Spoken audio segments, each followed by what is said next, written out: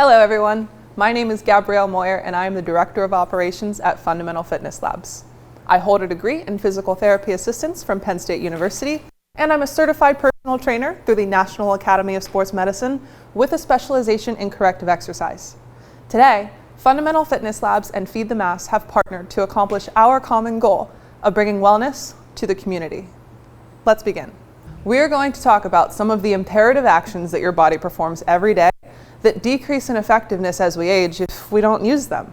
And I know, I said as we age, so you're thinking walker, wheelchair, dentures. No, from the day you're born until the next day and the day after that, we're aging, and we must use these things if we want to have them around forever. So let's learn. A huge opportunity to make sure that we're continuing to develop is moving backwards. I know what you're thinking. Why would I move backwards? I don't run backwards, I don't walk backwards. What's the use? Well, if you think about it, when you go to the bathroom, how do you get to the toilet? You step back. When you sit in a chair, how do you get to the chair? You step back. If something's falling and you see it and you have to get out of the way, what if the only direction to go is backwards? If you're uncomfortable moving backwards, or you don't have the strength and stability or the neurological function to move your body backwards in space, a lot of deficits will come out throughout life, and it will make your day-to-day life harder and less safe. There are a few ways we can practice moving backwards. The simplest and easiest, and one that you can do no matter where you are or who you are, is just some backwards toe touches. We can take each foot and imagine we're walking backwards, but stay in place. Maybe you're limited on space. Maybe you don't want to get dressed and you want to keep the PJs on for the day. Maybe you're recording a video and you have to speak a little bit. No worries. You can always do these backwards toe touches in the meantime and train your brain and your body to keep you safe, effective, and efficient when you have to move backwards. We can modify this as well. Maybe you'd like a bit of support while you're moving backwards or doing your toe taps. So we can bring a chair or a counter or a table, anything you've got that can help you support to do our toe touches backwards. Okay? We can progress this to walking backwards. Maybe you'll walk backwards on a walk in the neighborhood. Maybe you'll walk backwards in the driveway. Maybe you and all of your kids can make a race to see who can walk backwards from point A to point B the fastest and the safest. I don't know. There's many ways to play with learning to walk backwards safely, effectively, and efficiently. The next point we'll talk about is something called eccentrics. And I know that word sounds a little crazy. What do eccentrics mean? All eccentric means is the lengthening of a muscle. So most of the time where we have the most strength and the most control is with a concentric motion, meaning we're tightening a muscle, bringing it together. We lose control with eccentrics, and you're probably thinking again, so what? When do I use that? Going downstairs is a perfect example of when eccentrics are imperative to be comfortable, safe, effective, and efficient with. As you walk downstairs, you have to allow an eccentric action in the quads, meaning they are lengthening to stabilize your body, to keep you upright, and to allow you to descend stairs. So maybe you're thinking, oh, I don't need to do that. There's no stairs in my house, or I have an elevator in my apartment. But what if you find yourself in a situation where you're in someone else's house, or the elevator is not serviced, and the only way out of a building is to go down the stairs? That's when you'll wish that you had worked on your eccentric capabilities. So, how can we do this at home? Well, I just showed you a little bit of it, so we can take and mimic like you're going downstairs, right? How do you move when you step down a step? One leg stays stable, your body should be staying upright, and we'll imagine this leg is going down for the next stair. We can also do this with a chair behind us to make sure if we do lose our balance, someone's there to have our back. So let's try with the chair behind us. And we can pretend we're reaching for a step in front of us. We can also use the chair as a little bit of an aid to give us stability as we practice this motion. Something to consider when you're practicing this eccentric motion is where's the top half of your body? Where's your center of gravity otherwise going? So sometimes when we're on stairs and we're walking, if we don't have full control of the chain, if we're not aligned, and moving intentionally, what can happen is our body will go backwards to try to compensate as we step down, or our body will go forwards to try to compensate as we step down. The problems here are that if your body is backwards or forwards, you've just put yourself at risk for a fall. And if you're on the stairs, well, the risk is even bigger. So, as we're practicing these motions, we have to keep in mind the alignment of the body is imperative, our proprioceptive awareness, again, just knowing where the body is in space, is imperative, and those are things that we can work on all the time. So ideally, as we practice our eccentrics, we also want to think about, where's my core? Is my core supporting and serving me? Where are my hips? Where are my legs? Are they under my body? Do I have a good base of support, is what this is called? If I have to sway back or forth, can I compensate for this? Where's my head? Where are my eyes looking? Right? Wherever your eyes are looking, your body's gonna go. So if your eyes are looking down and you lose balance, that's where you're gonna go. If your eyes are looking up and you lose balance, this is where you're gonna go. So this can become quite an intricate exercise, but one tool that you can use to work through the balance of your entire body and make sure that you are always safe, efficient, and effective with your eccentric motions. Of course, you had to guess it. We're talking about things that decrease as we age, and balance was always going to come up on this list. So let's talk about our balance. Maybe you don't do a trapeze act every day. Maybe you don't ride a unicycle and you're thinking, I can walk in a straight line, I can reach in my cabinets, my balance is good. But as you age, if you do not hone in on these things and train them to serve you, your balance won't be quite so good. So what can we do? Well, in your home, in the grocery store line, no matter where you are, you can always stick a foot out in front of you and allow the other foot to stabilize your body. And you can see mine's kind of swaying a little bit, right? That's practicing balance. I can do it on the other side. If you need a little bit of added help, you can send the arms out. And then, maybe that's super easy for you. Cool, let's make it harder. We can close our eyes and do the same thing. And look at that. My body's going all over the place because it's trying to balance me. Thankfully, I've worked on proprioception, and I know what it feels like when my body's in different places in space, even if my eyes are closed. So I can stand on one leg, close my eyes, stick my foot out, rub my belly, and pat my head. And that's a balance exercise too. So I've worked on my balance, I've worked on my proprioception, and I've communicated with my body and said, hey, if you find yourself in a position like this, you know what to do to make sure to keep me safe.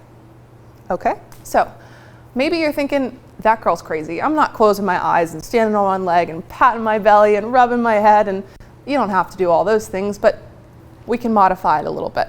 So we can take a chair or a counter, maybe it's the back of the couch, maybe it's the shopping cart, and hold on to that, and then you can practice this way. And you've got a bit more stability, but this is still practice because having this tactile cue is teaching you, with your eyes closed, proprioception. You know, okay, I know where this chair is, I know where my body is, I know where my body is in space, and I'm confident that I can balance my body in this space, no matter what the variables are. Now, this is an interesting one coming up. Dorsiflexion is the action, and what does that mean? Well, all it means is your ability to take your foot and point your toe up towards you.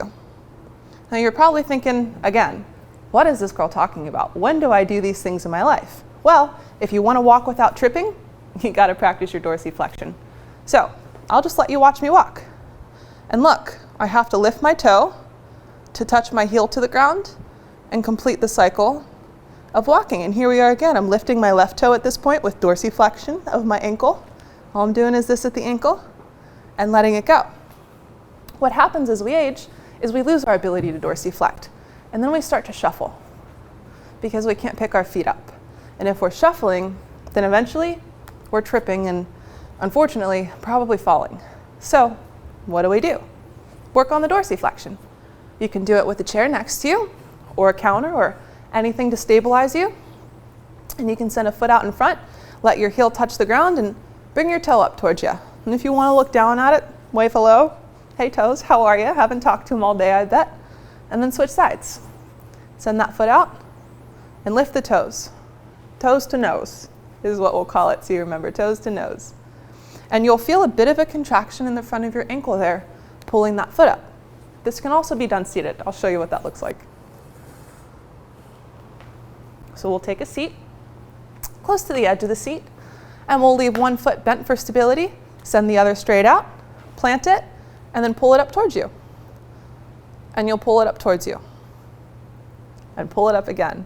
So if this becomes really easy for you, you could get resistance bands if you have access to resistance bands. If not, you can take a little box or a water bottle or any sort of resistance that you can put on your toe, strap it on, make sure it's secure, and continue the motion.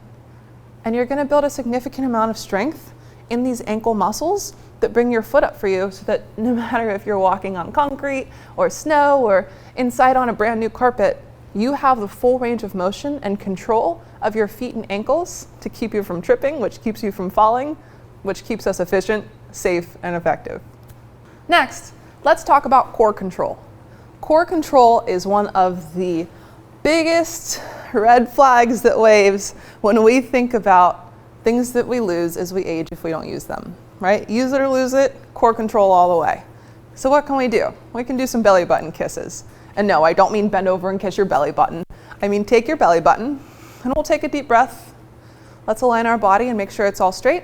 Take the belly button and send it back to kiss the spine, like you're giving your back a little kiss. And I'll show you from the side too. Okay, so we'll take our belly button and send it back to kiss the spine. It's not a dramatic motion, but what you'll feel when you do it, and I encourage you to try it along with me, is more control of the core area here.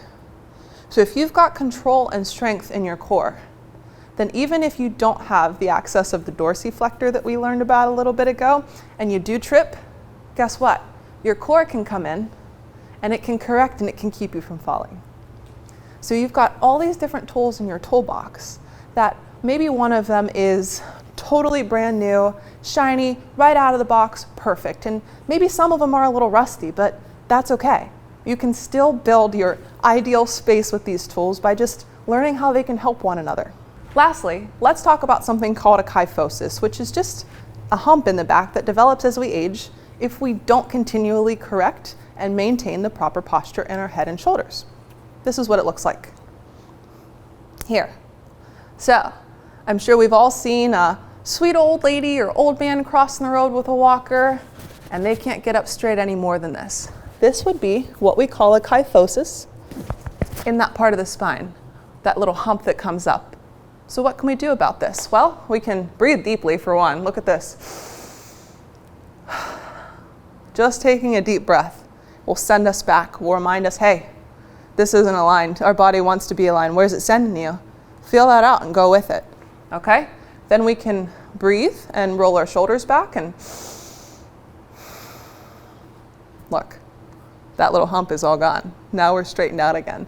Now we're looking forwards, which means our body's gonna go forward. Now we're back to that core engagement. We've got the core engaged. Now we're balanced, and even if something did come up, we're in a much better position here to do something about it than if we were right here. Because if we're here, we're looking down, which means we're going down.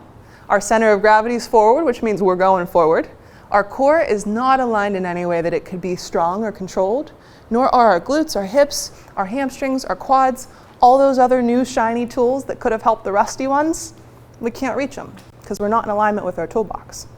Another exercise that you can do to combat a kyphosis, or we learned that just means a little hump in the spine, is chin tucks. And these you can do anywhere. You can do them in the car. That's one of my favorites. You'll just want a little bit of a tactile cue behind the head, and then a little tactile cue on the chin.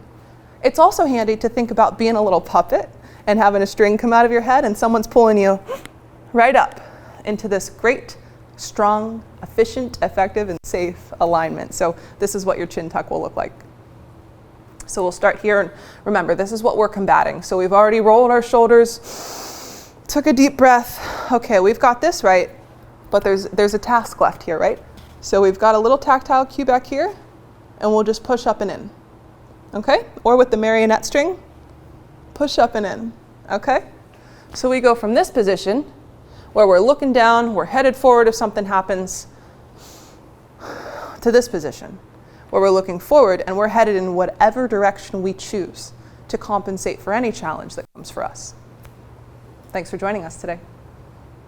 If you enjoyed what we shared today and would like more information, then first of all, be sure to like, share, and subscribe to the channel. Also, you can find us at fundamentalfitnesslabs.com, which is in the description box below, or on LinkedIn at Fundamental Fitness Labs. Again, my name is Gabrielle Moyer. Thanks for joining us today.